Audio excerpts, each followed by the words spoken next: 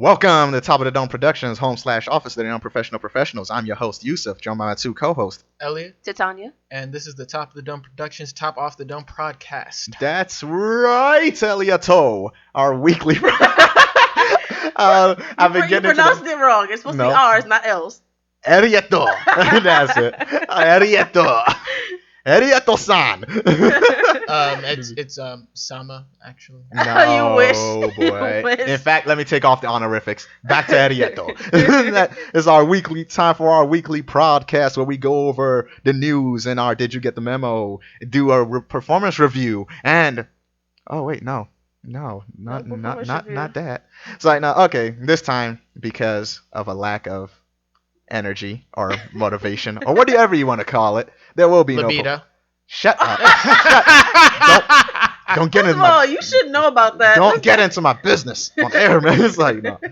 But yeah, there will be no performance review today. Instead, we'll just do news. And to make up for that, we have two manga reviews today. First, we have let me try to do this one. Ore ga Akuma de Aitsu ga Yome de. Aitsu ga Yome. Dang. Whatever. I'm a demon and this is my wife, right? Yep. Yeah, okay. And then after that we have Kagamigami. So, let's just say, did you get the memo? What is the memo? The memo is our news segment. And today we got 3 news stories for you. Just 3 nice, short, and handy ones. And let's start off with our favorite then ever. Live action anime movies. See, now I don't know about y'all, but I prefer my animation animated and no CG, thank you. No live action, no real people. It's my imagination. Let's get more specific. Netflix live action Death Note movie has announced a new cast member, Keith Stanfield, a black man. Yes. One of them Negroes, as you would call it. What's wrong and with before you? anybody reacts, I'm black, guys. Calm down. We talked about this before. Remember who we are. Yeah, I'm black. Did he steal his Death Note? Dude. Oh my gosh, you're a mess. Dude. All right, but Netflix is doing this thing where they're not revealing what like the people's names are or what roles they're playing, even though we can all venture a guess. Like the main guy is Nat Wolf, who plays a guy that gets the Death Note. They didn't reveal his name, but definitely he has to be playing Light, unless if they're planning on switching the names around. Wow. To localize it, maybe they're planning. Oh gosh. So Nat Wolf is most likely gonna be our Light Yagami. Does he from the Naked Brothers band? Okay, but does this black member of the Death Note cast, does he write his enemies' names with the liquor from a 40? What's wrong with you? Oh my god. How many steps are you gonna go into? Really, all man? Of them. You're just gonna put down man, it's a brother trying to go out there and make a living. Oh my goodness. His IMDb page is he was in Dope. Oh wow! I didn't watch Dope. Was he the? Bug. He was the guy. He was Bug. He was the guy in that movie about that musician. Which one? Ron Davis. Straight Outta Compton. He played Snoop in Straight Outta Compton. Oh, see, that's even more credibility right there. Right. Straight Outta Compton was a really good movie. What? No. Oh, I've got it. Totally wrong. Let's see. What else does he got here? Let's see his IMDb page. He was in Selma. All right. As Jimmy Lee Jackson. He's in Wolf. The Purge Anarchy as young Ghoulface. Oh, I think I know that. He was that guy wearing that stupid mask. Yeah. Wow. Okay. It really narrows it down. Right. Whatever. But still, he has a lot more credibility. He has a lot more than Nate Wolf, who was Naked Brothers Band, The Fault in Our Stars, and Paper Towns. The Fault in Our Stars and Paper Towns? The 2 greatest romances ever? Shut up. Why do you do these things? These aren't, alright, either way, these aren't characters I can see going into Death Note and doing it in the tone that is just, we need smart people in Death Note. We need characters that can play smart people, and these 2 don't have a good track record of playing smart people. Damn. Okay, wait, so who would you have for, okay, let's say you could use adults, because... Adult. Yeah, so what adult celebrities would you use in this 6-person Death Note? 6-person Death... Oh, you talking about the one in Japan or the one in America? Because remember, Japan has its own Death Note movie going on right now. Oh, okay. Yeah. I Is thought this the one with the new? No. Japan's Death Note is the one with the new people with the 6 Death Note users. This American one is just an adaptation of Death Note, the original series, with a black guy in it now. Oh, okay. Meaning it's a loose adaptation. But I think over like the past few months, we've all learned that race doesn't really matter in these movies anymore. Anybody can be in any race. Yeah, that's cool. Yeah. So I don't know if this is gonna work because these characters, they haven't really played. Like, you know what I love about my Death Note? I love the cat and mouse game, the battle of wits, and I need 2 characters that could convey a very good battle of wits on screen. I need somebody that I can go like, that's a smart guy facing off against another smart guy. Right. I need smart looking people, and these people don't look that smart. Damn. That's not an insult to them. I'm just saying based on their past work and based on the characters. Yeah, I don't know if they can play these smart roles. J.K. Simmons versus Walter White. What's his name? Bryan Cranston and J.K. Simmons. That would be another that would be a battle of intensity, and I don't know if I can handle it.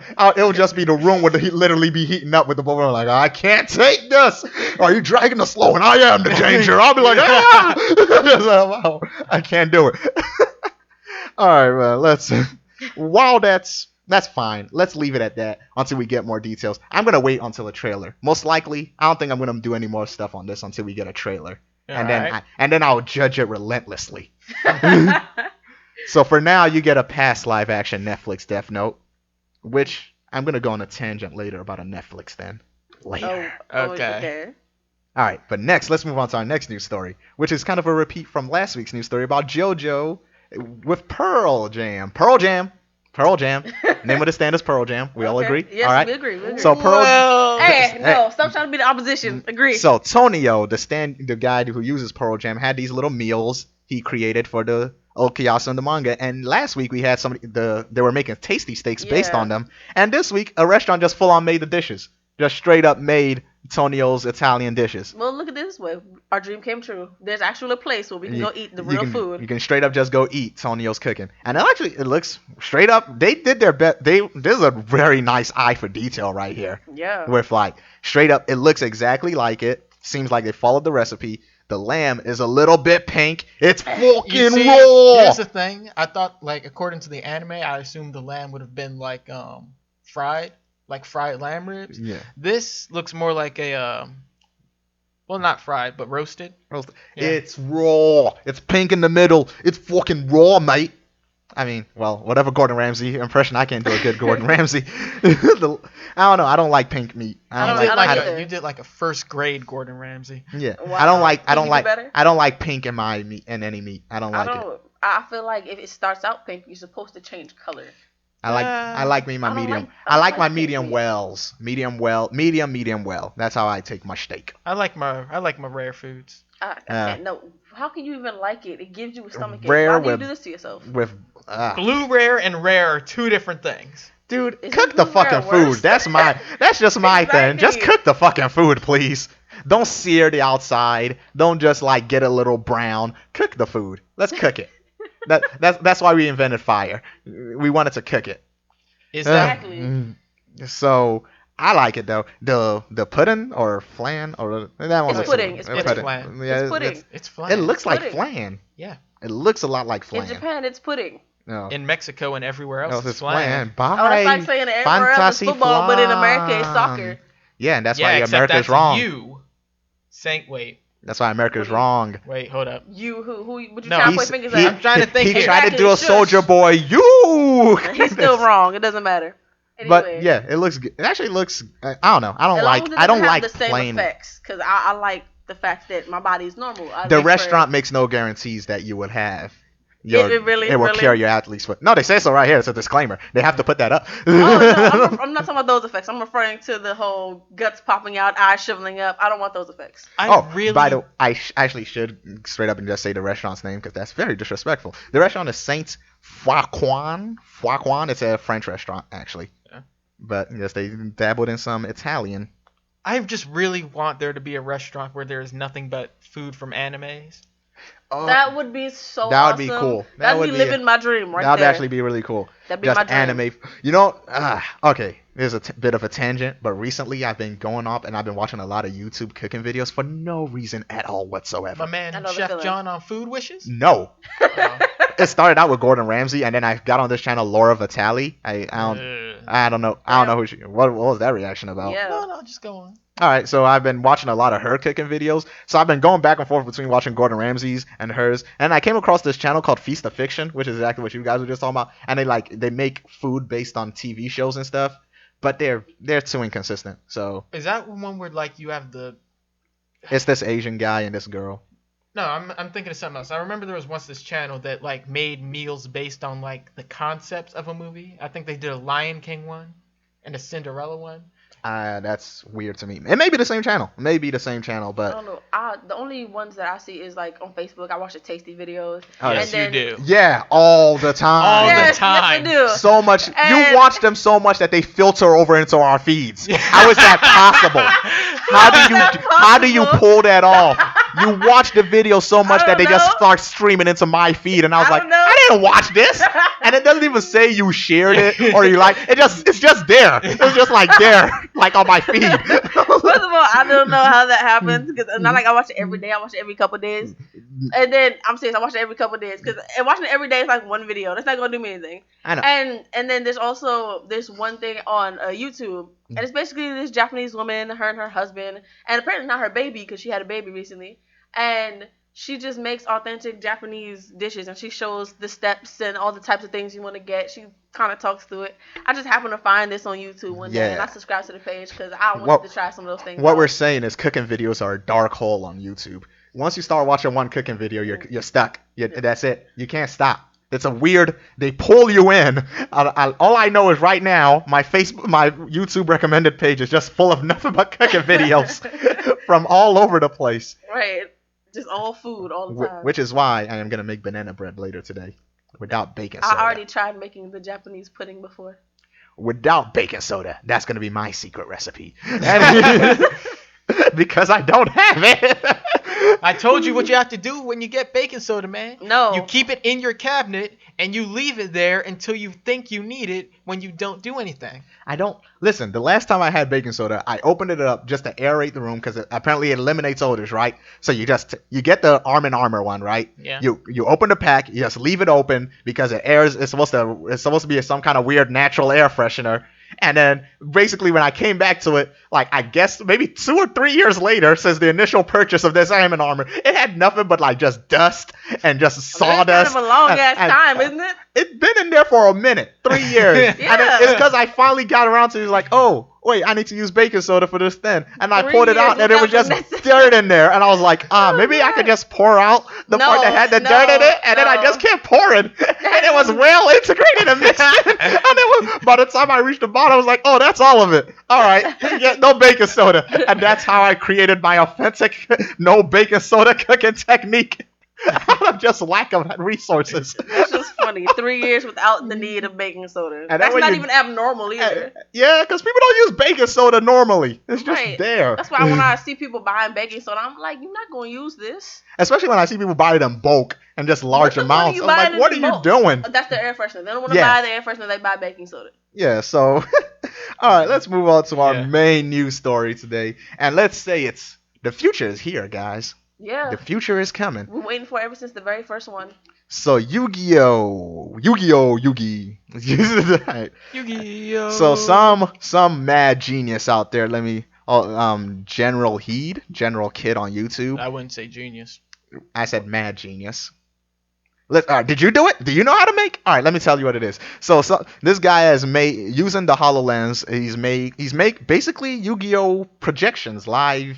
I'll link the video down because you have to see it. It's actually really cool. So he's like using the HoloLens. He's basically making holograms of Yu-Gi-Oh cards and Yu-Gi-Oh monsters, and it looks amazing. And could you have done it, Elliot? Could you have done it? No. Exactly. Right, shut up. Did you not see how he played? Yeah. Okay. That's First of all, the main part right here. No, it's an amazing invention. but this guy has a garbage hand. just the worst hand I've ever seen in my life. He has mystical health. The worst hand you've ever seen? It's kind of shitty. Look, his hand was Mystical Elf, Blue Eyes Ultimate Dragon, Obelisk the Tormentor, Blue Eyes White Dragon, Buster Blader, and then through some fucking miracle way, Black Rose Dragon. I don't know how he got a synchro monster in his hand. He's cheating, clearly. I don't know how he could cheat. He doesn't have any magic or trap cards in there. Just drew a hand of all monsters that need The only card he could even play is Mystical Elf. And then that's just going to get stomped over in the meta game today. 2,000 defense points don't save you from much anymore. It really doesn't. It saves you from nothing. Oh my goodness. And then he just goes on to cheat and then summon Obelisk and Blue Eyes anyways. Right. I think that's the point. Like, I think his whole deck was just literally the top was all strong monsters. He fucked himself over. It's kind of a weird display though. I mean, I get showing off Blue Eyes because that's a staple. Yeah. But why Black Rose Dragon? Why is that the synchro monster? I don't even know why. Magical Elf is a classic. I'll give it that. If you want to show off a synchro monster, why not Stardust? I think if you're gonna go classic, you should like have a Dark Magician. Well, or That's a Celtic really Guardian. Guardian. True. Very true. But yeah, it looks cool enough, and I will link. The video will be down in the description. You can check it out for yourself. The future is coming, and you know what the dream is. We're getting closer and closer, man. I'm telling real life Battle City Tournament. Oh my! Listen, I'm telling you, with Pokemon Go and with this, pretty goddamn soon, I'm just not gonna work anymore. Because this is all I'm gonna do. I'm gonna buy like a lifetime supply of basic food and water, and I'm gonna go on a Pokemon journey and be a dual master. I'll be a dual monster. No. Okay, but let me ask you this. Let's say you're in the middle of a duel out in the wilderness. Yeah. Off in the distance, you see a shiny. Oh, do you keep dueling? Or do you go after the shiny? Man, we're gonna keep dueling. This is the point of this. This is on the go dueling. You don't have to be in that one location. This is on the go. I'm gonna tell my partner, whoever I'm dueling against, I'll be like, "Hey, run with me, dog. I gotta catch the shiny real quick." And this is how you make your real money too. And then at the same time, I'm gonna pull out my Beyblade, let that rip. Oh my god! Get my Battle Beat 'em on. Okay, come back. Go to the digital world. Come back. Turn Super Saiyan. That's not even scientific. I don't know. I want it all now. Okay, no. You've allowed me to taste the apple of Eden, and now I want to eat everything. I want all of it. No, let's at least break the Super Saiyan out, because there was a boy on YouTube who tried this. Oh, you mean my boy Jaden? He was a Super Saiyan. Don't fake my boy Jaden, dog. No, man, he tried and just damn. But man, awesome. This is so fucking awesome. I can't wait for the day. Maybe 10 years, maybe 20. This is gonna be so fucking awesome. I think that'd be funny as shit. You see my father, you going to work, and all of a sudden, Dad, look at this. I mean, and then you leave everything behind and become one of those anime fathers. If I see his main character. Oh, here's what I'm saying, dog. If my kid goes out there and he catches a legendary, it's on, dog. It's on. Or if my kid ever wants to step up to me, I'll be like, kid, you know how we settle things in my household, right? It's time for a shadow game, mom. Hey, do not banish your son to the shadow realm. That's how he gets grounded. I'm like, what the fuck? How does he get out? Then he's got to duel me for it, and I'll guarantee you, I ain't taking it easy on him. I'm gonna give him Yugi Season 1 deck, and I'm gonna break out Yugi Millennium. You ass. Or I'm gonna straight up just use Yuma's deck. XC summon on that nigga. But once he hits puberty though, you have to tell him the truth about the Shadow Realm. And it's gonna be an awkward, hard conversation. It's like, alright, there is no Shadow Realm, kid. So you see in Japan, the rating system is a lot different. And they really don't care. So when they brought it over to America, they had to call it the Shadow Realm, but those characters are dead. I'm sorry, those characters are dead. You don't fall off a building and go to a different dimension. You die. But this is awesome. The future is amazing. You don't understand. Seriously, man. I think this is like that thing where people start worrying about is like, man, where's that line when virtual reality becomes too real? It's all kind of almost like practically here. Because look at me. I'm already ready to throw away my life just to duel. I think that's a you thing. No, I'm playing. There's a limit. But I'm pretty sure there are people out there. There are people out there who are ready to throw their lives away for this. I think some people are already throwing their lives away for this. Like Pokemon Go. Like I could guarantee you, like Pokemon Go, if it's as amazing as some people think, there are some people that would just abandon everything for that. Right. Because what's the point of living in a boring reality? I want a Pokemon-based reality. I would have loved to grow up in a Pokemon-based reality. You know what blew my mind? When I first learned about multiverse theory, and I was like, this is the fucking universe I'm in? The one with fucking legislations and real money and all that shit? I couldn't be in the Pokemon world. I couldn't even be in the Yu-Gi. I couldn't be in the goddamn Beyblade world? Nah, I would have wanted the Pokemon world. Like, for real. I would have felt so much better in the Pokemon world. But this could be it, man. This could be as close. Even if Pokemon Go comes out and it's like a step behind what we expect, and after that, there would have to be another step up above that, and then after that, a step up above that, and maybe give it 20 years. It could be possible if we're not all wiped out by global warming. What's going to be released?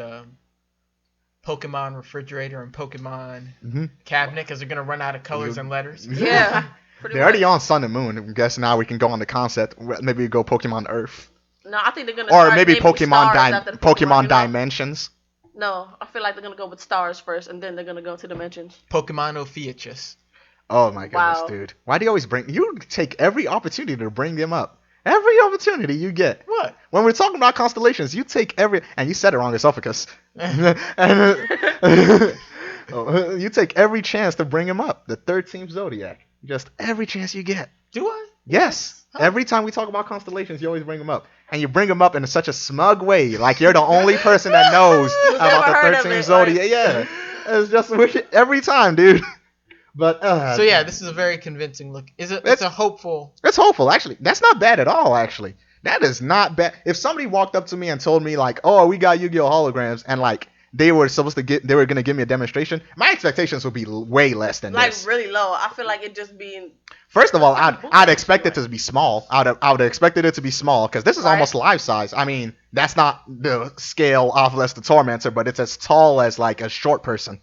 Not a short person, actually. That's average height. That's about average height the way it looks. Yeah, that's fine. And then like you can look at it from behind and look at it from the front, so you get two perspectives. I don't think it should match the actual dimension of the Pokemon. Of the Yu-Gi-Oh cards though. But sometimes that's the best part. You know when you summon a monster that's a freaking giant. But then again, that would take a lot because there are some monsters like I think it's a number monster called Dyson Sphere, and it's literally the size of the sun. So no, that's too much. That's too much. That's a little bit much. A little bit? Mm-hmm. How would you think people are playing would react? And people have a card. Like people that aren't even playing the game, but you have to wear the HoloLens to see it. So it's like the dual gazers from Zexal. Because in Zexal you have to wear the glasses to see the monsters. Right. So it's kind of like that. So it kind of works that way. I guess it still scares the shit out of some people. It's not gonna scare anybody if you're not wearing the glasses. Like unless it's somebody's just randomly wearing the glasses and they just look around them and they just see this giant monster standing over them. You're like, oh God, why did I wear this? It's all good. And then we get Pokemon, we get Yu-Gi-Oh monsters running around. That would be a fun world. I want to that's a fun world. I just remembered something. What? Yeah. This anime that came out this last season or season before that, and it was basically about a company who was trying to make it look. They were basically trying to make something to make you see if there were ghosts were real and stuff like that. The whole gas explosion, the whole younger generation, about 5 years old at that time. I think I know what you're talking about. Who started getting no phantom, that thing? Some shit. Yeah, and then they weren't sure whether or not the phantoms were real or if their brain was just messed up and they perceived it that way. Yeah. That's it. Fun future ahead for everybody. Give it 20 years. Or I'll say, even 10 years, I'd say give it 10 years. Just give it time. Give it time. The world is about to become an amazing place, people. They're about to make all our dreams come true. Yeah, the world is going to be an amazing place. So, let's move on over from that and move over to our double feature performance review. We got a twofer. This is time off with pay. Terrible twofer. Oh, dude. I did say performance review. You're right. It's time off with pay, which is a double feature in place of the performance review. There is no performance review today. We got a double feature, so let's start off with our first of the double feature, and let me give it a go again. Ore ga Akuma de, Aitsu ga Yome de. Yeah, that's fine. That's fine. All right. Or it's I'm a demon, and she's my wife. So this is half my height, a fifth my age. Yeah. What's your issue? It's wrong, if that's what it is. No, so what his issue is. All right, have to say that. We're gonna talk about it. So it's kind of let's call it a. I don't want to call it. I'm uncomfortable using the word romance, so I'm gonna call it a comedy manga. Let's call it that. Yeah. There's a lot of funny stuff in it. It's a comedy manga written by Rumi Aruma, It has 16 chapters, 2 volumes, ran from October 2011 to January 2013 in Gangan Online. And okay, let's just get it out there. This series is about a pedophile. It's a pedophile demon. It's a pedophile demon. Doesn't make it better. Yeah. All right, let me steal your daughter's innocence and her soul. Let me clear the air a little bit. So it's just a Shame. It's about this what's his name is Anzania. Anzamnia. Let's call him Anzam, son. Anzam. I'll just call it Anzam. All right, so he's just a demon who's supposed to grant. He grants wishes to get souls, blah de blah de blah de blah. Because his job is to get contracts, but he's a failure. He sucks at it. It's a failure. So he gets kicked out. He ends up in Japan where he meets a little orphan girl, and I mean little girl, not.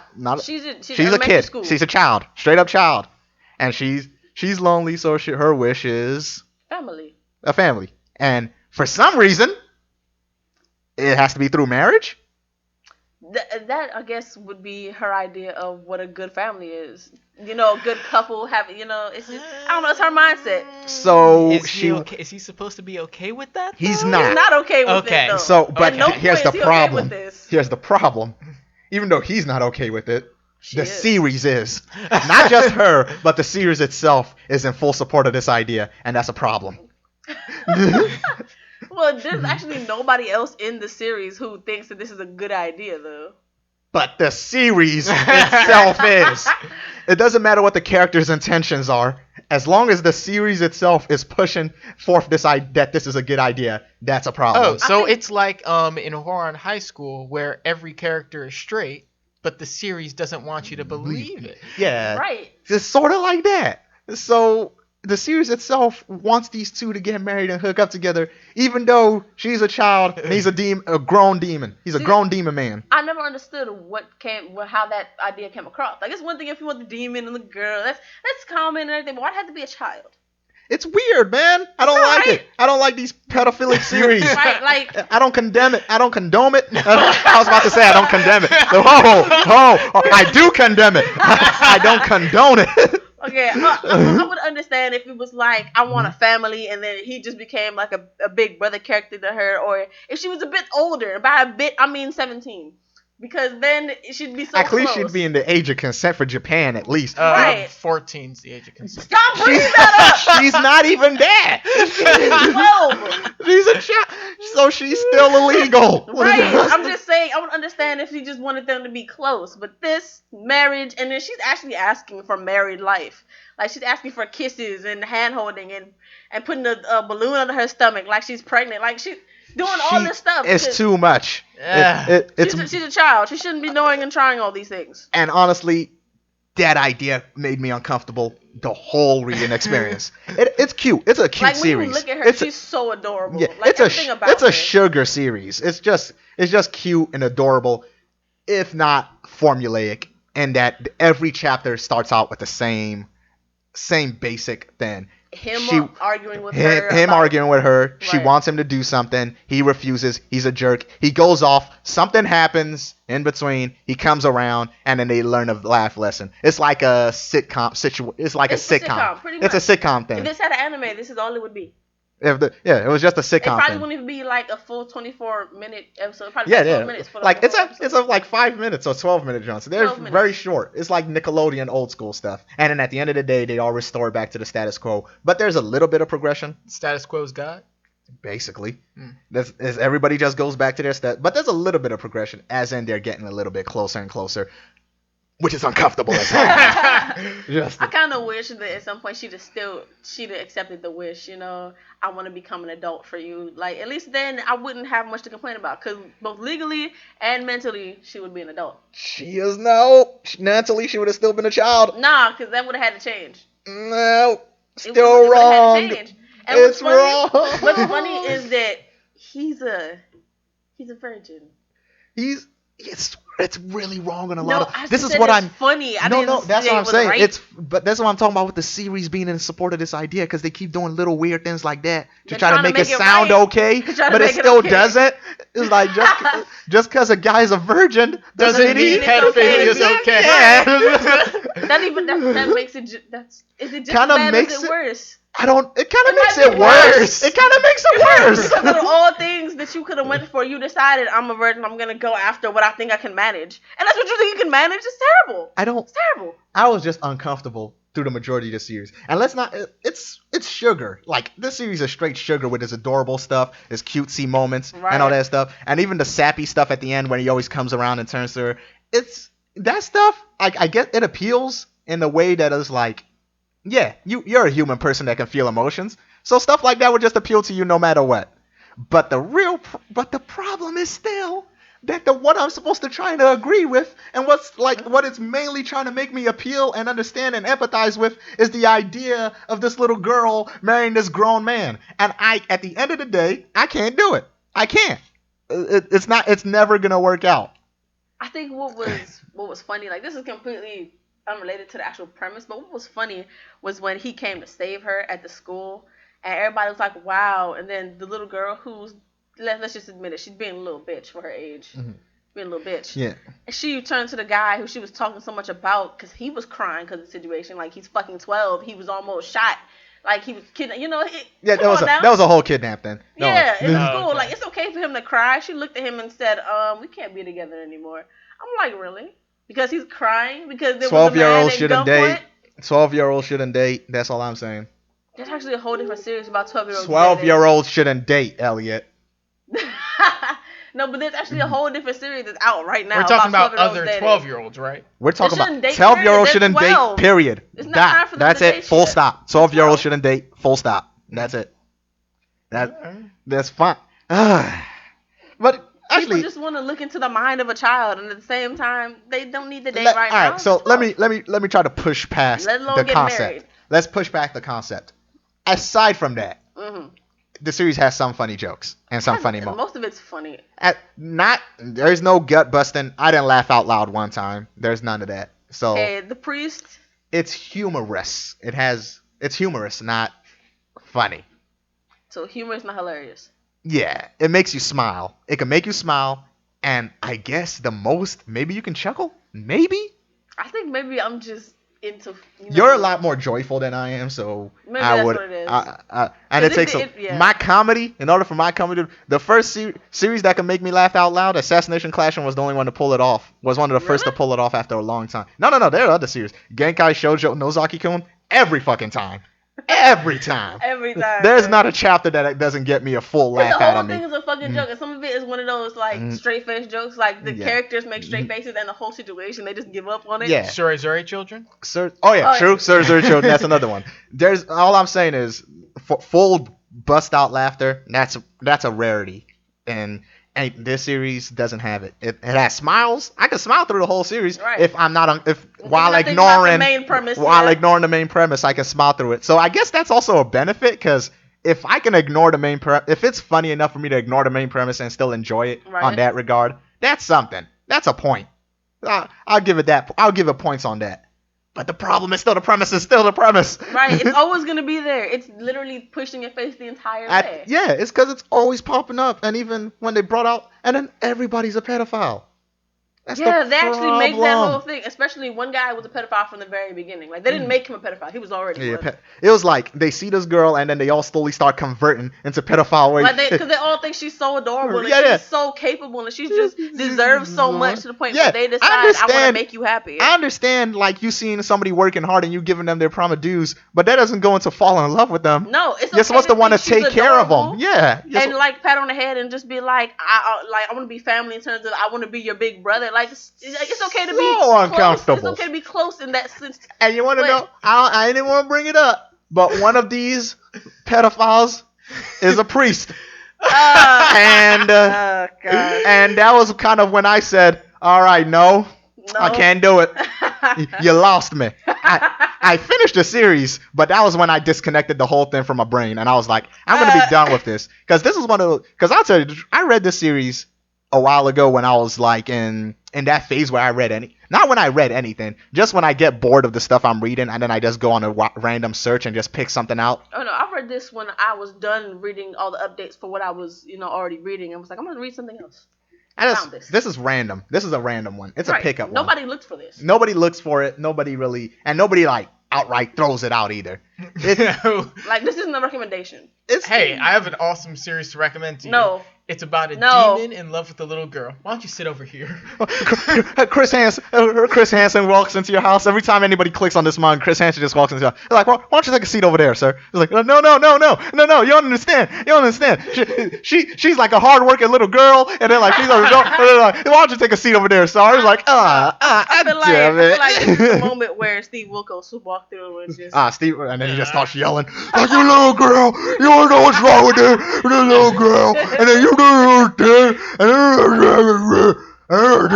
he's not a grizzly bear. He throws your chairs around. It's like, what the fuck let you in my house, Steve Wilkos? Like, you know what's wrong with you? You don't have any respect. And I was like, okay. Damn you it, sound Steve. like you went from Steve Wilkos to the That's Hulk how he talks. Hulk Hogan. Yeah. Steve Wilkos talks with nothing but his throat. He talks fully with his throat, and it's weird.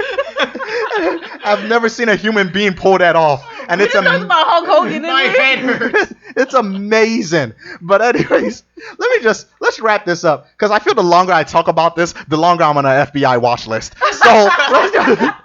So basically, the premise, if you have a problem with the premise, it's not gonna stop. The premise is not gonna stop, and minor spoiler, all the way to the end. All the way to the end, they don't drop it. The premise is there from beginning to end. That's what it's about. That's both a bad thing and a good thing. The fact that they were both consistent with it. It sticks to its guns. That's the good but they're part. not good guns. They're not. But aside from that, it's smile. It's cute. It's a little reprieve from what you're used to. If you're like, oh, you ever read a serious stuff, I guess you just need that break. It's a good break. It's like, what do you call it in a meal? Elliot, you're the chef. Come on. You're supposed to help me out. That thing you do after you eat a lot of stuff. Palate cleanser? That's it. Yeah, it's a palate cleanser. It's a nice palate cleanser.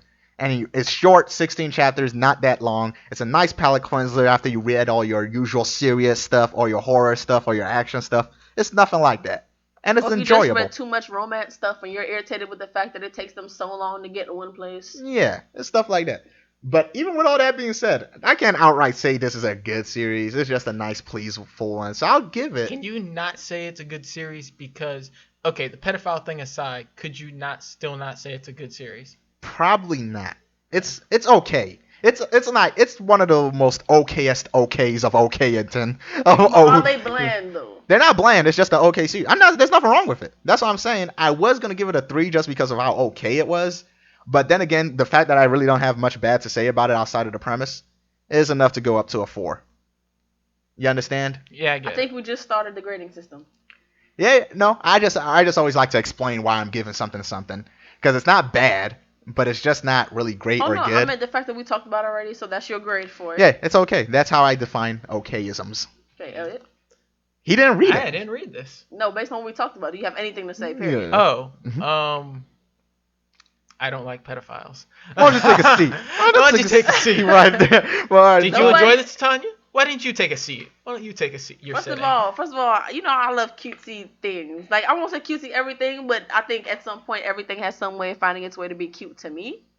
But other than, like we've already discussed, and we're not going to actually be able to let this go because this isn't something that you let go. The premise was too much. We do not agree with the pedophilia in this thing. Top of the Dome tradition does not condone pedophilia.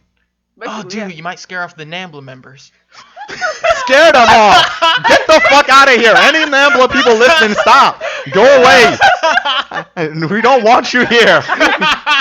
Like, go on, get it. God. Okay, but basically, like I said, I enjoyed the cutesiness. I love her character overall. Like, other than the fact that she's maybe a little bit too grown up in the mindset, and I think that's all basically a misunderstanding on her part.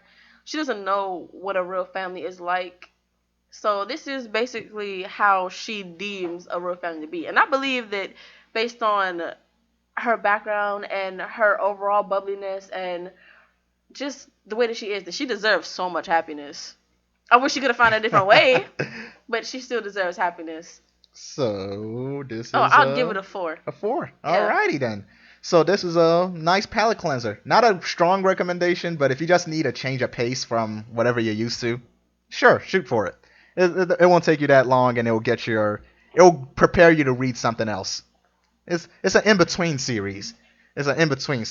And now, let's move on to our second review of the. I was about to say performance review again.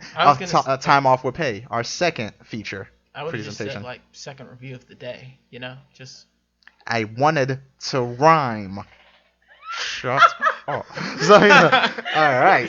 So we're moving on to our second manga, which is shoot. Our second manga of the day is Kagamigami, written by Toshiaki Iwashiro. And if that name sounds familiar, it's because he or she, I don't know the sex, was the author of Siren, which we had reviewed a few weeks ago.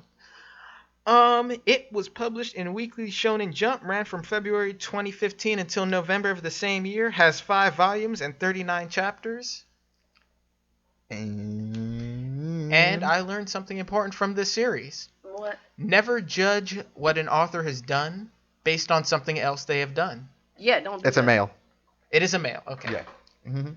He is a male. Because there's some things where authors, they make something that's just so good that when you see them put out a new work, you're like, yay, and then you look like, what the hell is this? No. Okay, guys. No, guys. I'm not saying that this was that bad. I'm just saying that things like that happen. It's happened to me before, and I was upset about it. All right. Let's not exaggerate. Let's break it down real fast. So, Kagamigami starts out with Mako. Yeah, Mako. Straight up Mako. Mako is Mako. Yes. Mm-hmm. Yeah. A failed detective. As a failed detective, she was once popular because she had this unique ability to be able to find things. And she basically showed off at the beginning, had a lot of popularity, but she lost this ability, but still wanted to pursue the detective arts. Yes. I think she just. And she is awesome. I actually love her. I love Mako. She's fun. You know, they try to make her a sexy character, and they talk about No. it. They actually do talk about that. And you love Mako? She is fun. Okay, She is fun. Finish the introduction. All right. So she's this detective, and she's a failed detective at this point. No real cases. Right. So in enters Kyosuke Kagami, who is Shikigami user. Which is like using these little dolls and demon stuff that possesses their dolls to fight forces of supernatural. Yes. And like he's just doing that around her town. They're trying to, while she was looking into a serial killer, they run into a monster. He shows up and helps, and then she takes him on as her assistant. Yeah. Even though he's the one doing the real work. Yeah. I actually like when that happens. Yeah. Like when the person with the skill, like in Detective Conan, the one with the skill is always the understudy. Yeah. Or, why don't you read Megami Tensei no Nero then? You jerk. It's just old, and I haven't thought about it. I already read Same it. author as Assassination Classroom, man. Anyway. So it's just, the series then from there just follows them going into an event.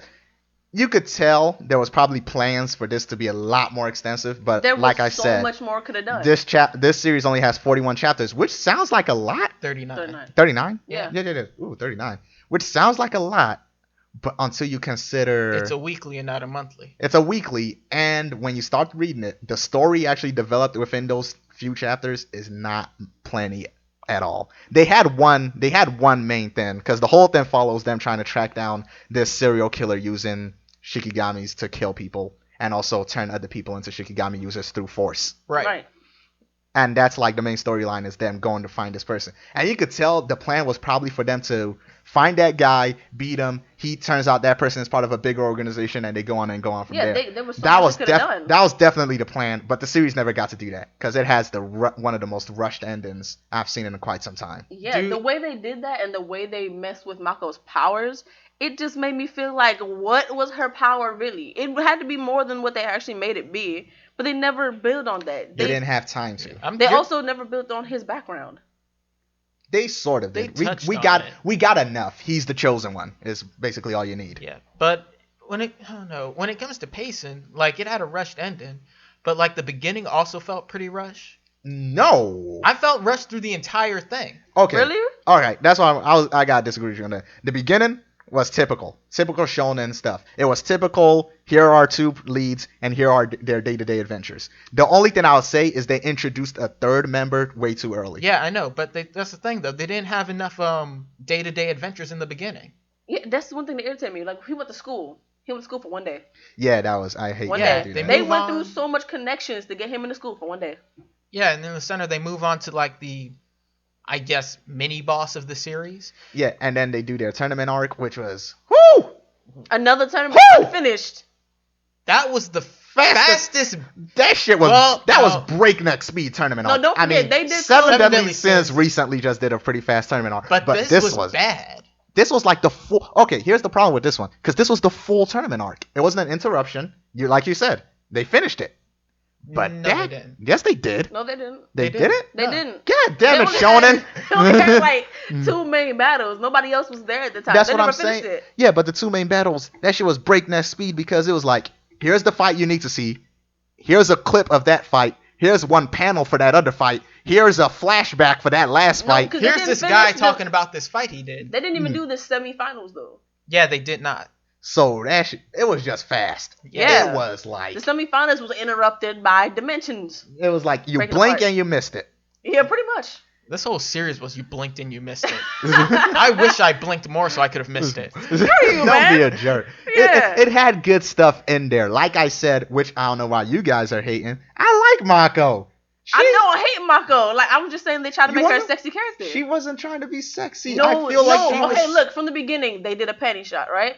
And then after that, they were also doing they were like slight commentaries about the officer thinking she's sexy, and then somebody else talking about her chest, and they were making her into. They were saying that she was basically a real sexy character. Yeah, but she wasn't. I don't feel the series was trying to do that, because she wasn't trying to do that either. I just think she wasn't trying to look overly sexy. They perceived her that way. Yeah, I just think this guy can't really draw sexy females. I think that this was his attempt at a superly sexy female, and I don't see that at all. You didn't see when they were talking about her being sexy and talking about But I don't feel like that was like something they wanted us to focus on.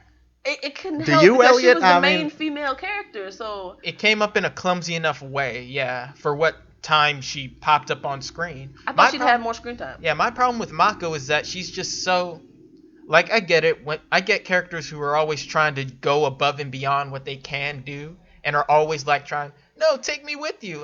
Hold up. This is the problem. I knew you two were going to do this. I knew you two were going to do this. You're going to portray her as a Mary Sue. No. What? No. I don't think you used that term right. Why are you assuming? Because, listen, you guys are going to, the way you guys are saying it, you're making it sound like she's one of those Sakura types. No, that's disrespectful to Mako. How dare you? See, that's what I'm saying. Let me talk about her. Let us explain. What are you talking about? I haven't said my piece yet. That's what I'm saying. And yet you're assuming that we think she's a Sakura character. I don't think that she's a Sakura character at all. Let me do this. Mary Sue is an original character in fiction, usually but not always female, who for one reason or another is deemed undesirable by fan critics. A character may be judged Mary Sue if she is competent in too many areas, is physically attractive, and/or is viewed as admirable by other sympathetic characters. Yeah. You're trying to, like, the do-it-all girl. That's not what she is. That's what I'm saying. She's not. I know she's not that. But I don't like... She's the try-hard, stubborn type, and I don't like that. What's wrong with that? I don't think it's wrong to be, stubborn in that sense, or to try hard. It's annoying when it's like... She's in love, I guess, but... You guys are missing the part that she's fun. You're missing the part where I'm agreeing with you. Oh. When that start? I told you I like Mako. You're just not listening to me. And while we're on the subject of Mako, was this series also headed a little in the pedophilia direction? Yes, it was. Okay. It actually was. In the other way. But she was regulating herself. But how old is she, though? We know he's 16, but how old is she? 20? I don't know. But then it's not really pedophilia then. Yeah, it's not. It's just a few areas. It's not that long. Oh, okay. He's just really short. That's what it is. He's just short. And she's a cougar. She's not old enough to be a cougar. She's not that old, man. We don't know how old she is. I think we have different standards. She's on still cougars. First of all, you got to be. You have to be a little bit older than that to be a cougar, man. You got to be past your 30s to be a cougar. Oh, dang. Yeah, she's nowhere near that. Yeah, she's not that old. The oldest she can be is actually she's 20. Exactly. Okay, she's 20. She's 20. So yeah, it's fine. It's fine. And this is what I was trying to say. You guys are not good. She's fun. She's actually hilarious. Yes, she is. And I don't know why you say you don't like her. Like when she went to the mall, right? No, I'm talking about she hijacked the cop car. That's what I'm talking about. That's what. I don't think she took the cop car. I think she stole a megaphone and started running, and then she got arrested. Yeah, it's stuff like that that's fun. Yeah. She's not a try hard. She's actually succeeding.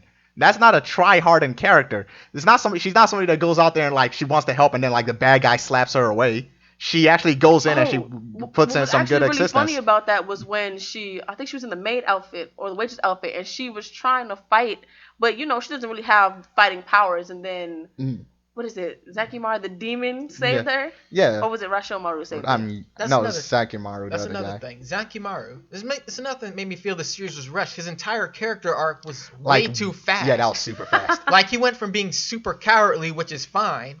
To being strong. No. He went from first being trying to scare being a scary bad guy demon. Yeah. To then being a coward. To then being weak. To then being weak, trying hard. He was just trying to be strong in the beginning. He wasn't even trying to scare people. He was trying to scare people. He was being a jerk about it. But this is all way too fast. He was beating his chest and like a lot. He was that type of character. And we never got a whole bunch of build up for Rashimaru either. Right. We just know that Rashimaru was like his dog at some point. Yeah. Yeah.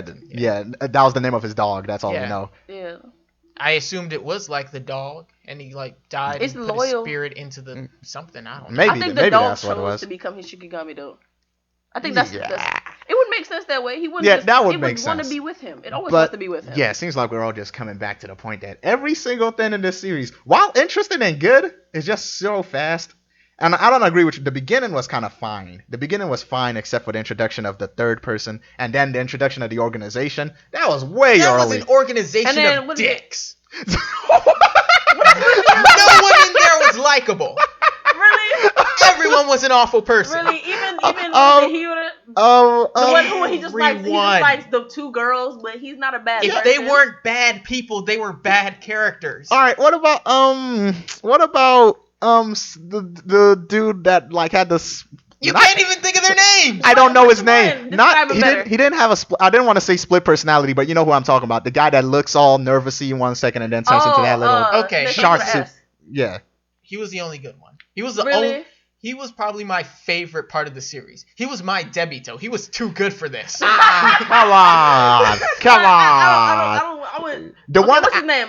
Carcino, right? The glasses, the guy that looks like Oboro. That's the one I kept going. Like he got the glasses, got the long hair. He's such a common character, like because he's lazy, but he's so powerful. Yeah, I didn't like that. It was implied he was supposed to be like menacing or something. He was just really powerful. Like he's super power. Like he's one of those characters. Is like he's strong, but he doesn't fight or use his powers because of some incident that happened in the past. Right, like he's too powerful and too talented. He doesn't want to hurt people around him.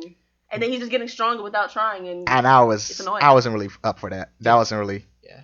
Did anyone else have a problem with what's his name, Kyosuke himself? He was over reliant on one thing. He was all right. Like his special move wasn't special anymore. All right. So first, he has that then where he fuses with his little fox person, and he becomes a basically completely different person. Right. I liked it in the beginning. And that one. Even that one doesn't have. It's rare, so. That one shows up very few and far between. And even that one, they don't make enough of a distinction between him in that form and him in the other form. Because I don't know what's happening there. Is his personality changing? Yeah, Mako starts referring to it as Shiro. That's because he becomes a whole different entity. But basically, when they fuse, the fox's personality of overconfidence kind of takes over and comes through. Yeah. While they're in the other form, the fox has his own mindset in the ghost form, and he controls the main body. That's weird. They explained it after his training. How little bit that it was. Oh, yeah, they did. But my problem with Shiro was Shiro's a good kid. Not Shiro. Kyosuke. You're talking about. Kyosuke's a good kid. He's likable. He's kind. He's overly non-perverted. He's super innocent. Yeah, he's innocent. But there's something about him that made that. There's something about those traits that just gave off the being a bad main character to me. Guess he didn't have any real. He doesn't really have a negative. He doesn't have a distinctive feature. That's the problem. He's just a super good kid. Like a while ago. He's just a kid. And he has the eyes of determination that all main characters are supposed to have. Yeah, like a few weeks ago we were talking about bad cool characters. Yeah. The ones that don't have emotion. Yeah, he's. Like, I feel like he's in the same boat, except he's a nice guy. He's a nice guy character. So remember the one character that I hated above all? Saya? his one schoolmate that he knew the name of. Who whoever popped up. She popped up. No, she popped up two or three times. Right, more than she needed to, basically. They tried to make her relevant. They tried to build her into something. I know they tried to have that triangle moment. They tried it. I feel like there just wasn't enough time. No, here's the thing, though. Like, even at that midway point where they're fighting the mini-boss. I'm going to call him the mini-boss. Mini-boss, yeah. But he's talking about... Kyosuke's flashing back and thinking, I have to do this for my friends and all the friends I've made. He flashes back to the landlady and her assistant, who popped up twice. They popped up a few times in the first few chapters. About 2 or 3 times. Yeah. Not enough to be super likable. Yeah. Not enough to be. They weren't likable at all. That's what I'm saying. I don't know. Like, if I feel like this is something I need some background knowledge on. Like, I feel like were they breathing down this guy's neck like every chapter he was making and just telling them to get a move on? I feel like he might have lost popularity for some reason and then was it like after Siren he was like, man, I'm not gonna have enough time to flesh these things out, so let me just rush it all in there. I don't know. I just know that he could have done so much more with it, and I would have enjoyed that. If there's something I've learned from this and Siren, is that this guy really enjoys his monstrosities. He's a creature artist. He's a creature artist. He draws good creatures, and I'll give him that. Yeah, but you know what he doesn't draw good? Spirits. What? For me, I'm not going to say each. There's probably 1 or 2 I thought looked okay. But to me, almost all of them was an eyesore. I like Rashomon. I like them. I even like the little, what was the names of those little white... The Kodama? The Kodama, yeah. Those dinosaurs were adorable. They were really cute. I would love to have those around helping out. Those are really scribbles, though. Yeah, they're scribbles, too. No, they're a little bit more complex than scribbles. They were able to do more than one thing. I do like how they... fused together. Well, yeah, I do like how they made things work for the tournament art. Oh, but then they're more like rubies, aren't they? You want to know what's weird about them? Actually, they're not like rubies. They're like... Oh, what is that then? They're basically Omni devices because they're used for everything. They were used to like build stuff. They were used to like protect people. They became material. They were video cameras. They were everything. They were Den Mushi. Yeah, that's what they were. They're that. They're just used for everything. It's like ridiculous. I would love to have a Kodama running around. You know. I would love those. That would be so freaking helpful. You'd have no idea. And it could fly. And they can get bigger, smaller, shrink. They're portable. They're portable. Fight for you. Yeah. That'd be one. That's actually one of the more helpful things I've seen in a series like this. Usually those little small mascots are useless. Like they don't use the word Kodama in everything, but in all Shikigami, they all come. They said everybody can make them anyway, so. No, I'm talking about in all series. Yeah, but usually in other series they're always more specific. And stuff. Yeah. And what did you guys think of the powers? All right, here's the thing. Here's a complaint I never make. You always make this complaint. I never do. Go ahead. Those goddamn powers are vague as shit. I never make this complaint. Because everybody has the same basic power. They use the, Hyakuryo? Yeah, it's basically spirit energy and all that stuff. But their powers are all random, and I don't get it. Okay, like, what's his best friend's name? Sumeragi? Yeah, he has fire. It's right here. His name's Kaito. Right. Yeah, he has fire, but then it's like that then... And then it's like Vermilion and Kodama. It's just he channels fire through them. I like the explanation. The explanation was super creative. How it's like their abilities based on their personality, the object, and their spirit energy.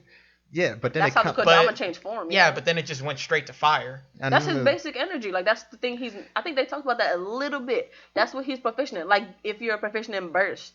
But in this case, it's fire. Fire, yeah. But I was like, when I was looking at that, I think he's the only elemental though. You don't even want to know the guy that when I lost my fucking nerves. You can guess which character's powers and abilities made me just go like, that makes no sense. I probably couldn't name them if you said so. So what? All right, go ahead.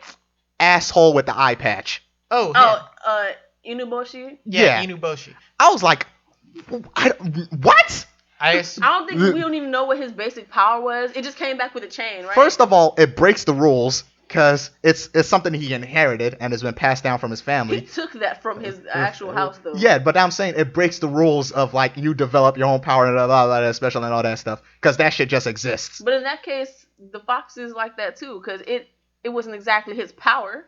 Not even a Shikigami that he uses. Like It was actually just came from the pillar. All I'm saying is when he started using it, when he started throwing up this chain around with this fucking wolf or whatever it is, and it was just like, what is going on there? Can you bother to explain? You just can't have a guy show up and do something and then not say this is how his power is working. Yeah, and when it comes to Haku, that's Fox's name. Haku. Called him a wolf. Yeah. But when it came to Haku, I felt the same sort of thing. Like Haku was a demigod or something. Yeah, pretty much. Yeah, but everyone, including the Shikigami users, were surprisingly okay. Were something that doesn't fit in with the rest of what goes on around there. Yeah, it's not part of their lore. That's what I'm talking about. And they were surprisingly okay with it. It's like not supposed to be okay with it. Yeah, it's kind of weird. It's like a science fiction story being completely fine with vampires being in it. Just that's not a part of just world setup. I feel like I've seen that, but no. You have to establish it. You just can't mix your magic in with. I mean, two different types of magic. I think they talked about it at one point, but not so much to make it like everybody knew about it or everybody cared about it. Like just because we got ghosts doesn't mean we have monsters. Yeah. I don't know. That's the thing. Haku's supposed to be a spirit too. Yeah, that's what I'm saying. I'm saying in a horror movie, if you're watching a horror movie and it's about a haunted house and stuff, the last thing you're expecting to show up is just like a straight up monster. Those don't meld. It doesn't, but at the same time, stuff like that actually does happen. I'm just saying, like, stick lore wise. If you have one type of lore, you stick to that type of lore. Speaking of which, was that horror movie where the guy was living in the walls? Don't. That's actually a spoiler, dude. Oh. For that movie, you just can't say that. Okay, but let's go on to what was his name? Holorabbit. Okay, all right. So our main antagonist, who you would assist from the way it's set up, you would think he would be the first obstacle and he would have been beaten relatively early on, but no, he's our main antagonist for the whole thing. Yeah. Right. So, and he's not that interesting. Even our main boss, I'd expected more from. Like he just appeared in one chapter, died the next chapter. That was it. He's like, so Holorabbit is like forcing people to become Shikigami users, Kinda, basically. yeah. And then turning them into Shikigami themselves. And then for probably a plan that I think not even he fully understands. That's the thing. His whole plan was to go back home. And like I said, it's a plan not even he fully understands. It's a plan we don't understand. Like with Kyosuke, his whole background literally jumbled up into that one big mess near the end. Oh, like at least we understood. At least I got the basis of what he was. He was basically the chosen one, chosen for the final battle. That's it. It's simple. I mean, that's not it. There's clearly more, but that's I can make that summarization. When I found out more about the Holorabbit, I was like, so he's like, they're a cursed family. They were banished, but they're back. They did a bad thing, but then they hate you guys because they did the bad thing. And I'm like, no, like, they're one of those crazy cult people. Because originally they were one of the big powers. That's what I'm saying. They were one of them. They fucked up, but for some reason they hate you guys for them fucking up. Clan who wants to take the power to a whole nother level because they don't like the way tradition is, and then their whole nother level is all creepy and goes against the law of nature. Like 50 Shades of Grey. Why? And then you know what? I completely blocked this out of my mind, but they totally pulled a Scourge moment. Remember with that family, when they attacked their headquarters? It was just like when Scourge attacked them in Elmore Wood, in Siren. It was the exact same thing. Oh, you mean with the kids? Yeah. Alright, here's my problem. Those kids sacrificed their lives. Here's another problem I have. I should say that. Yeah. We talked about this story's beginning and its ending. Mm-hmm. But we didn't talk about its before the beginning, where they just lie to us. What? The little one-page preface before the story actually began, where it says 100 years in the future, if my soul's still around. Oh, yeah. Oh, shit. That's how it actually started. Huh. I forgot all about that. I forgot all about that because it never came up again. It looked like it was about to at the end, but at the same time, you couldn't really connect it. Like, the what the end hell just kind of stopped. It said 100 years, and then when it came back, it said 1 year. I was like, what the hell? This and that doesn't add up. All right. Missing 99 years. So yeah, the ending was just basically it was a sloppy mess.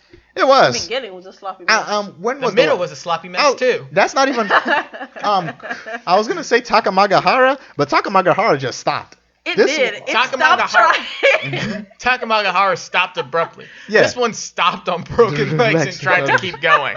It was like, let's go. It's like, no. It's like they were driving a broken down car, speeding through the highway. Pieces were flying off. It's like, And it was we like, can no, still we can keep make going. it. We can still keep going. Let's go. It'll Let's make go. sense. Just trust me. Just keep going. Just trust me. And then by the time they get to the finish line, it's just the steering wheel and like Yeah. the guts of the car. And it's like, Uh-huh. we did it. We're here. We finished. And it's like, holy shit. You see all that stuff you left back there? All that mess? Like, And you see Naruto sitting at the finish line in his limo. Oh, it was hey. like, What's up? Yeah. What's up, man? I mean, we were long, but at least we got here in one piece. Jesus. Oh, speaking of One Piece, they're still way back there. They're still waiting, but they got all their shit together. In fact, I think they added stuff to their car. They do that. They're building it as they go along. But look, I'm just saying, like, it had so much potential. It did. It That's had a so shame much. because there's so many. Like you can see, there are good ideas in there. There Like are. all there over are so the much you place. can build on, and at the end, Mako's powers, it changed. They still didn't address what it was supposed to be. I feel like but changed. I feel like that's okay because they barely said it was in the first place. That's what irritated me. Like, we know her power is based on she can touch something, and whatever she touches, they can find the owner based on this light Light that only that she shows can up. see. And Look. it still happens, but I do not understand why she has this power. No background about her. Like, what this power actually supposed to be. No. There was a little something there about her being part of some tribe. No, that was speculation. Yeah, still something. Speaking of which, I just remember, because of that, I remembered a 100% useless moment in this story. What? The scene, there's Becoming a scene, his bride? No, there's a scene. Well, that too. There's a scene. There's a scene where Mako's going through the trash at the station or whatever, and she uses her power to piece together this old artifact symbol or whatever. Right. The female who's like the second in command or whatever Right. shows up. She sees the thing.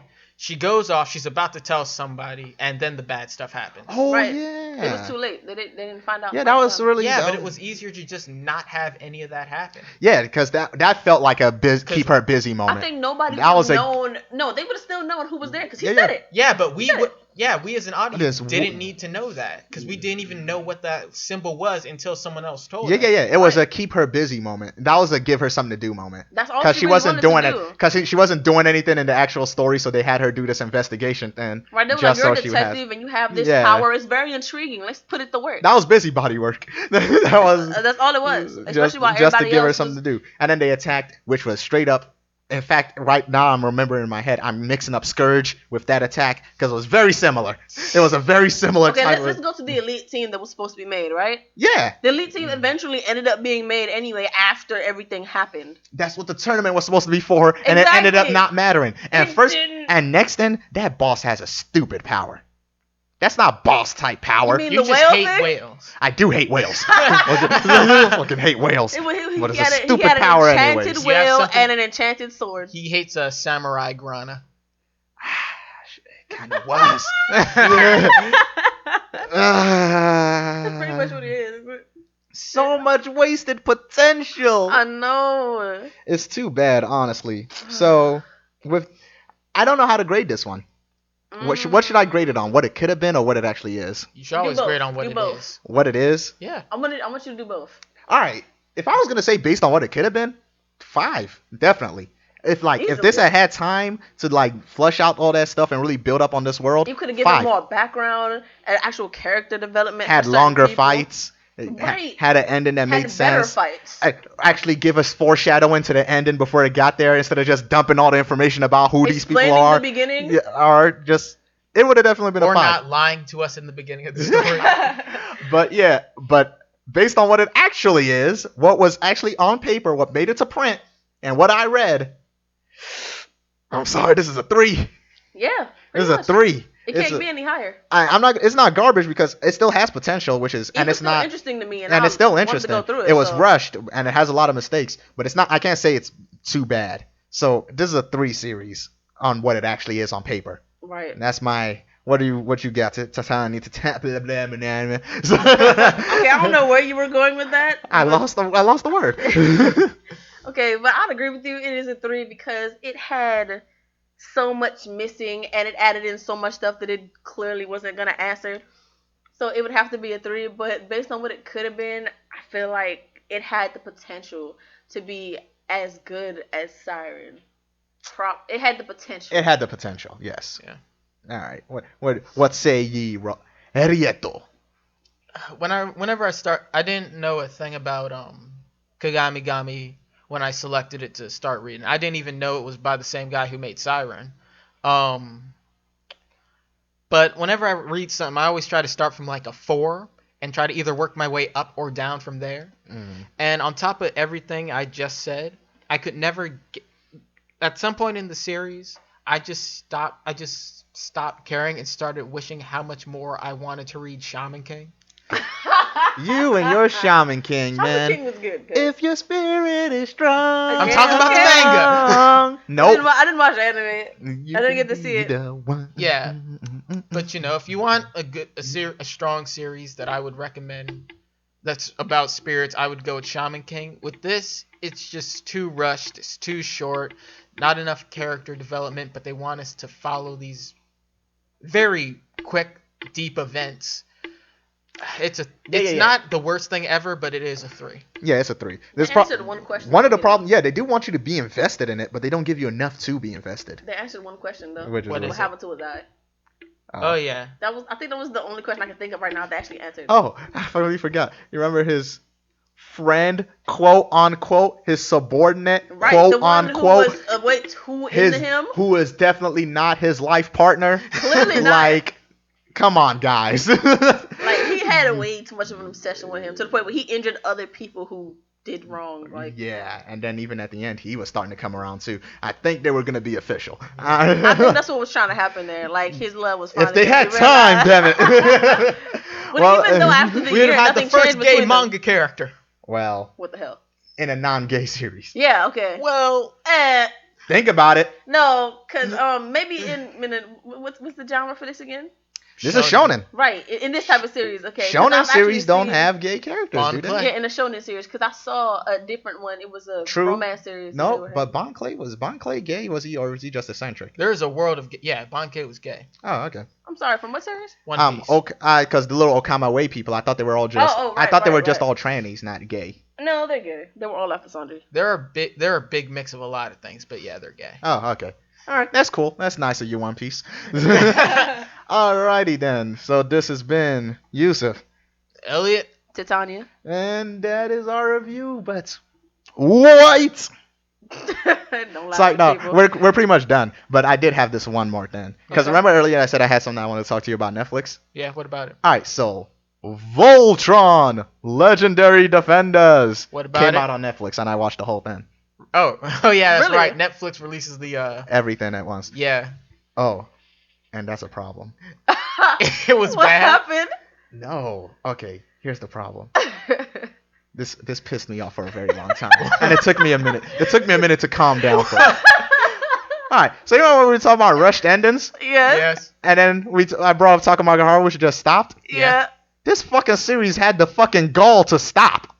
What? What do you mean? Netflix had the fucking gall to put a series out and make it stop on a fucking cliffhanger. What? Is this like the first season or? I'm guessing so. So wait. And that's fucking ridiculous. That's So wait, stupid. Netflix is trying to leave you It's on. trying to make a fucking cliffhanger for making me want more. And that was so annoying because I was like, no, Netflix. Was the series even That's good not enough what to you're deserve a cliffhanger? All right, here it is. First of all, the TV is made for the target audience is children. Yeah. It's TV 8. Yeah. Okay. So, wasn't for me in the first place. Second of all, I ain't watched the original Voltron. I know snippets. Wasn't for me in that regard anyways. Right. Fourth then. Or did I skip a third then? Yes. Yeah. You did. I did. All right. It was okay. All right, let me just go into it. And since the series since all 11 episodes are up on Netflix and all that stuff. 11. Yeah, there are only 11 episodes, and yes, it does just stop on a cliffhanger. So I'm going to do this right now. Spoiler warning, people. All 11 episodes are up on Netflix. You can binge watch it at your leisure. Let me just tell you this. If you're on the fence about watching it or not, most likely, go ahead and watch it. It's not a waste of your time. That's it. If you're on the fence. Now let me get into this actual discussion Yeah. All right. of Voltron. So, remember how we said, let me just start out with this, because I don't want to be confused using pronouns later on. So remember how we said there was no girl in the series? Yeah. Wrong. You guess which one of them is a girl? Wait, one of them is a girl? Yeah. Pudge. Pidge. What's the little one name? Yeah, that one. Because, all right, here's the funny thing, too. When I started watching the series, even though I knew all the characters are supposed to be guys, so when it starts out and then, like, he talks for the first time, and I was like, that's a weird voice for a guy. And then I got real on edge about it, and it was like, oh, yeah, it's a girl. And I figured it out. The funny thing is, my brother started watching it, too, and then he was like, that's a guy? And it was like, it's just one of the more, and this is what I like about the series, they were smart about it. When she finally fronted up and said she was a girl, everybody except for the dumb character already knew it at that point. The dumb character being Lance? Yeah, Lance. And he's the first one to get his lion. Lance. See, him being dumb or not is not relevant to him getting a lion. You know, now that you mentioned she's a girl, she is kind of cute. Dude! You are such a despicable individual. Alright. So, like I said, you can kind of tell now that you see it. Right? And then in the very first episode, they get all their lions together. They kind of do. Voltron has a weird thing with pacing. Because when it first starts out, you think they're about to do this grand adventure when each of them goes on a journey to get their lion, also goes through this personal trial in order to earn the lion. Like Digimon Frontier? Yeah, or something like that. Yeah, you think that's what they're going for, but no, they just find the lion and it instantly just works. And it's kind of weird that they say that because they kind of make a big deal about them being paladins, then being U5. And then it's like, why these 5? They don't really go into that. It's like, what's special about these 5 people that they deserve these lions? See, that's what I like about series, when they tell you what's special about the people. They even go through the whole spiel about like what the characteristics the lion represents. Like, Shiro, you're like somebody that's brave in the face of danger, somebody that would lead people into battle. You command the black lion, he's the leader of the head. Somebody's intelligent and curious, green lion, kind-hearted and always thinks of others, yellow lion. Who? Honestly, he did not fit that personality. The big guy, when they were saying that, they were saying that, I was like, no, because he's been a coward for like most of the time you've shown him on screen. Oh, he is not. Okay. He's one of those characters who was yet to develop his kindness. No, that's not. I'm saying they don't do that. They associate these personality types, and they just straight up just skip the blue one. It's a funny joke, and it's like that was Lance, wasn't it? It was Lance, and he was like the blue line is like what, brave, handsome, strong, and then like she just straight up skips him. Well, and it was funny, but I was like, wait, so what is the personality of the blue lion? I want to know, you know. And then the red lion, and they go like it's supposed to be this fierce, and it's like the red lion is the most temperamental and hard to tame, and then like. All that leads up to is basically him walking up to the lion, knocking on the force field door, and the lion not responding to him until like some people attack. He opens the air vents, everybody gets sucked out into space, he gets sucked out in the face, and the lion comes and gets him. And I was like, didn't really show much of that fierceness and but whatever, we'll go with it. It all happens in one episode. They form Voltron in the heat of battle, and then the next episode goes on to be like, oh, they can't form Voltron at a time because they're not synced as a team. What the fuck happened the first time? The first time they were in the heat of battle, that's what they needed. So we all know we must fight, and that's their synchronization right there. And then so the second episode does the whole training montage of them like trying to sync together as a team. All the first episode? No, that's the second episode. The first episode did all that stuff. Second episode is them trying to sync together up as a team, and they do something a little that irked me a little bit. But I forgive this series. As I kept watching, I kept forgiving all these little things. Oh gosh. So because it was okay, it was entertaining. So the second episode, they're training together, doing all this stuff, but they're not coming together as a team. And then they're sitting down to eat. They do this last trial where they handcuff them together, and they're supposed to eat. They're supposed to work together to eat. And then it's like they get mad because the princess is being a little bitch about it. And then they throw food. She throws food at them. They threw food, and then they all start throwing food together. And then they do this annoying ass fucking shit. Guess it, Elliot. Guess it. They all sync up perfectly? Yes.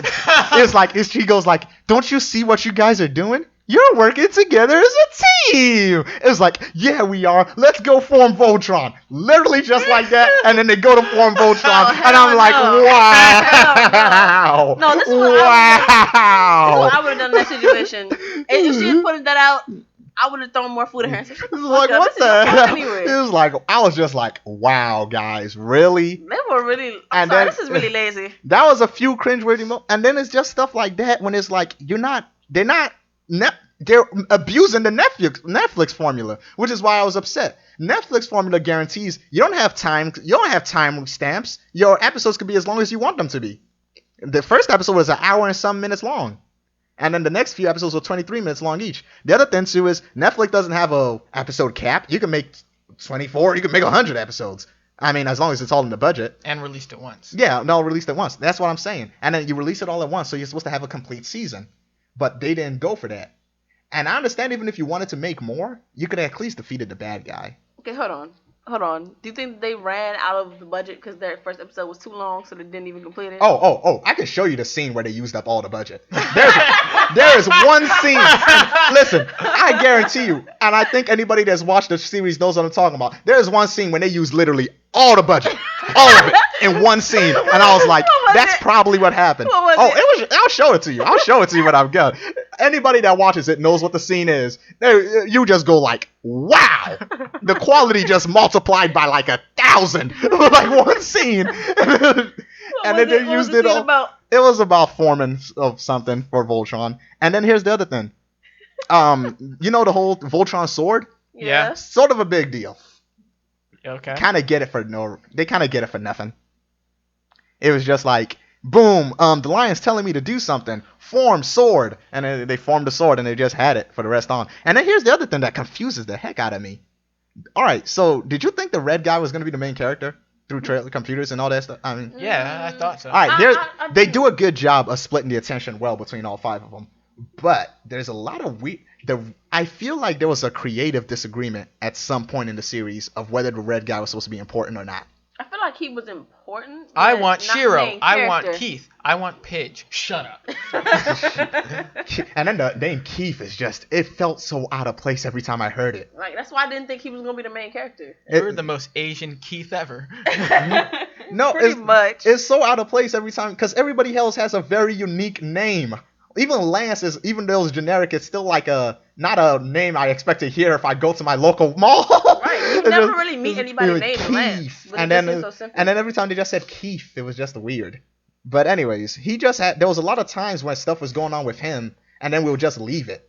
And then I never got to get what his deal was. I was like, was he angry? Was he just calculating? I think what he's was just the problem? a descendant of Zuko. Because here's the thing.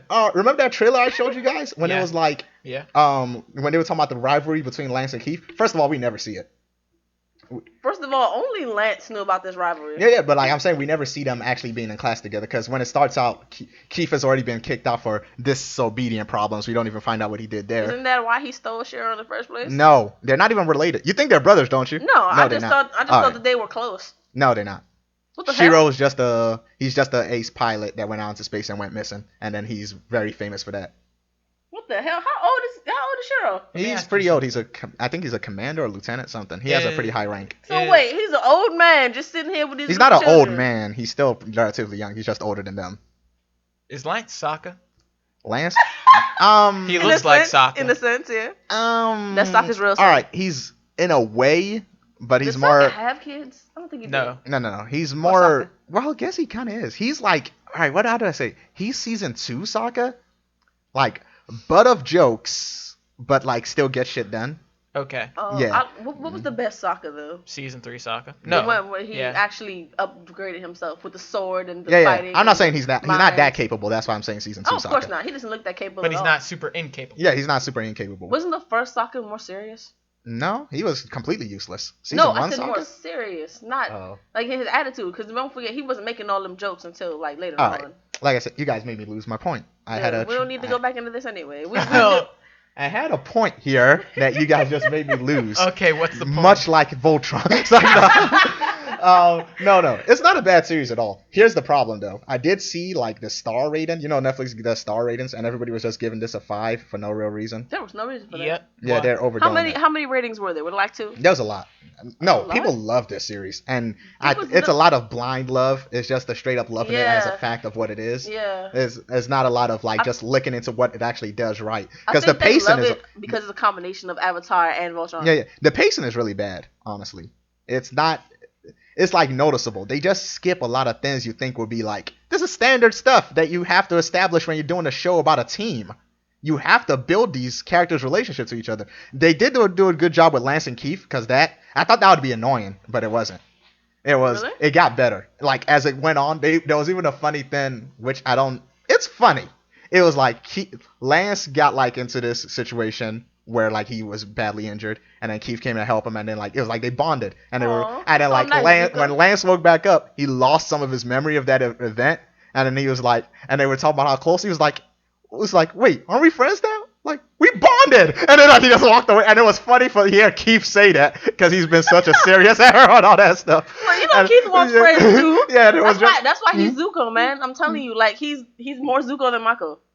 Guess he's awkward Zuko. Zuko was awkward. Yeah, but without any of the real anger. He's that version of Zuko. We don't even know. Okay, we don't have background. so he is boring season 3 Zuko then. Sort of, yeah. He's not. Season He's 3 actually Zuko he's trying kind to of gain trust. But he's kind of the least interesting of all of them. No, but season 3 Zuko was trying to gain trust, wasn't he? Like he was trying to be friends with everybody. But I'm saying Katara said he sort of acts like that. He's too serious, and then. But like I said, okay. So let me tell you how the series ends then. All right. So the whole time they're fighting the alien invasion group, which is.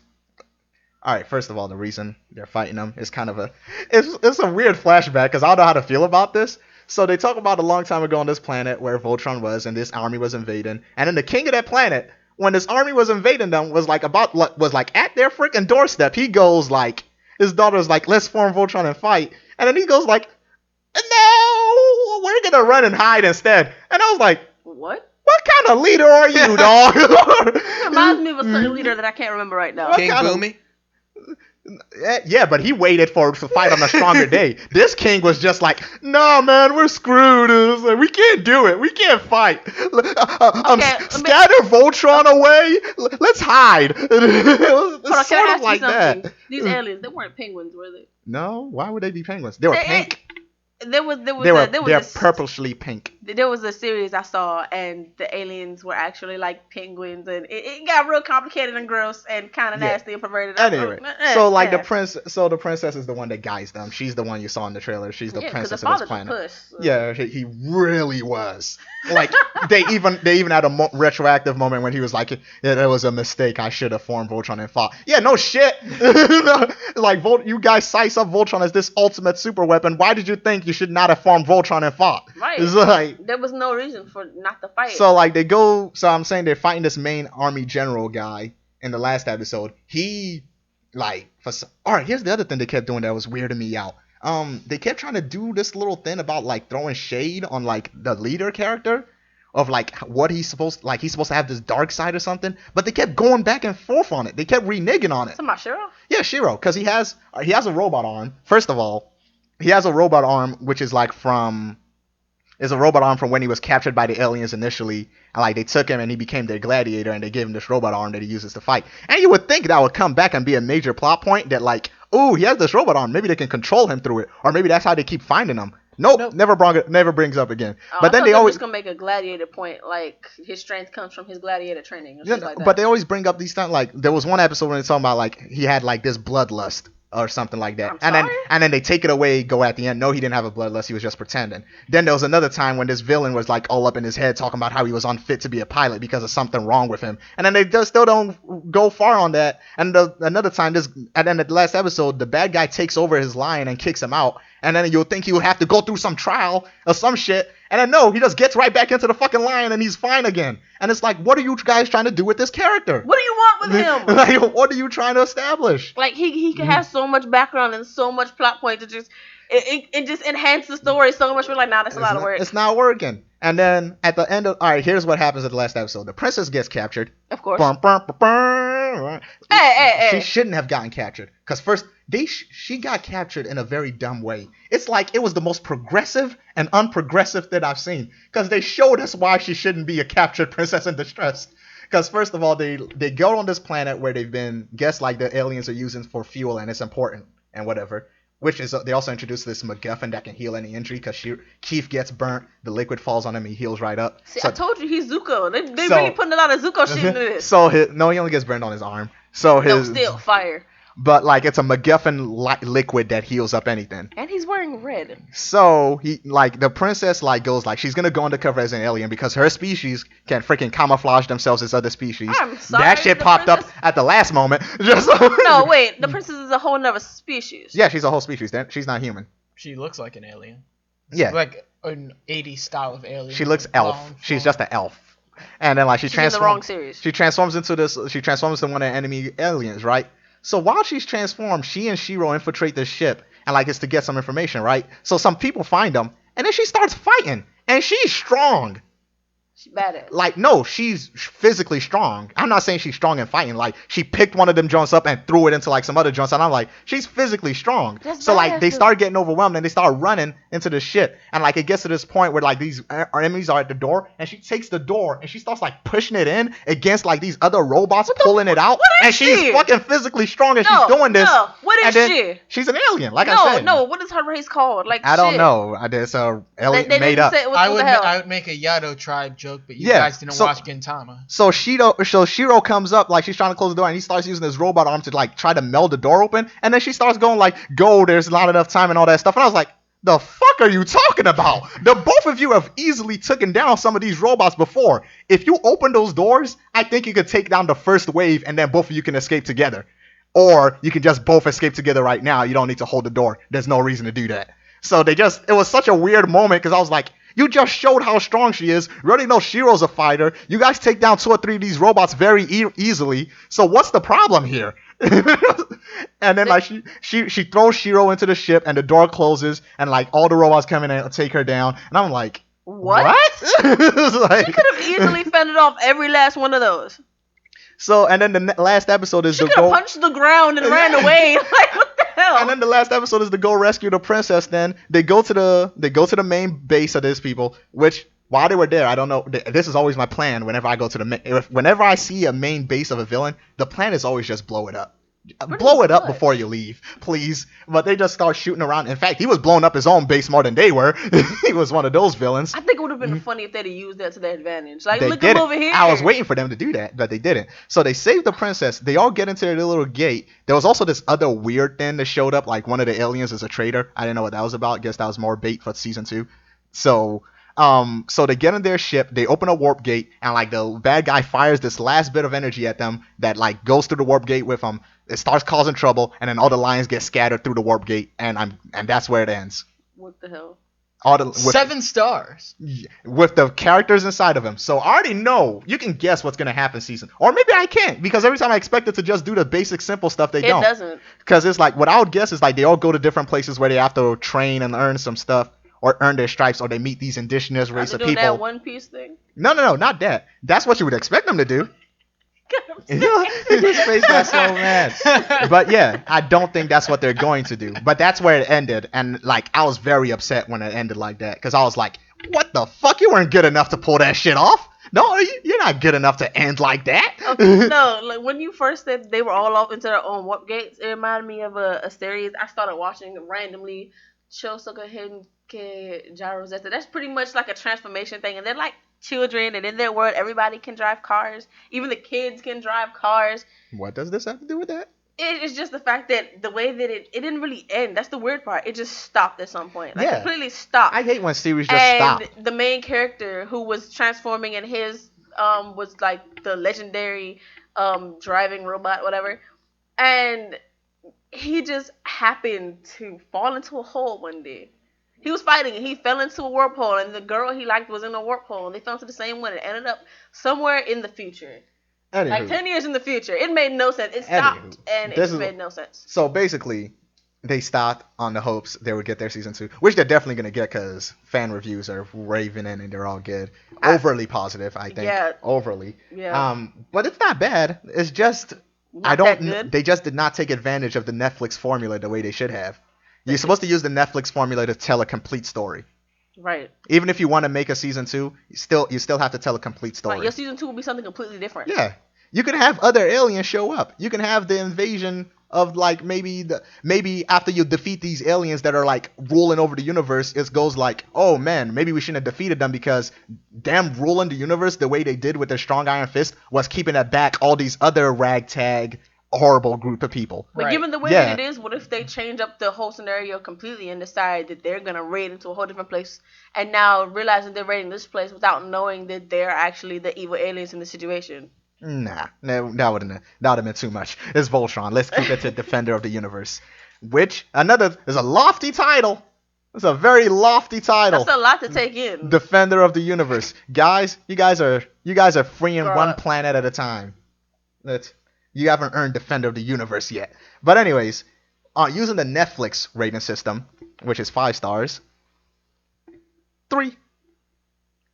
3 is fair. It's fair. It's like that's why when I was looking at a lot of reviews were 5, and then I was looking at the reviews. I wasn't looking at any reviews that said 5 or 1 because it definitely does not deserve either of those ratings. It's still it's a well-made series, good-looking series.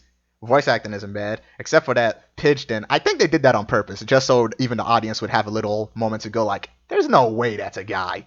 The series seems to have an odd lack of shadow, though. It's very bright. Yeah. Especially a short show that takes place in space. Yeah. But yeah, so it's a 3. It's okay. It's okay series. I'm just very upset by what it decided to do with that end in there, and I'm pretty sure season 2 will come probably in next year since that's how Netflix will roll it out. But seriously, shame. Anyways, that is the real end of the podcast. So yeah, Yep. let's just stop. We all fall into different portals.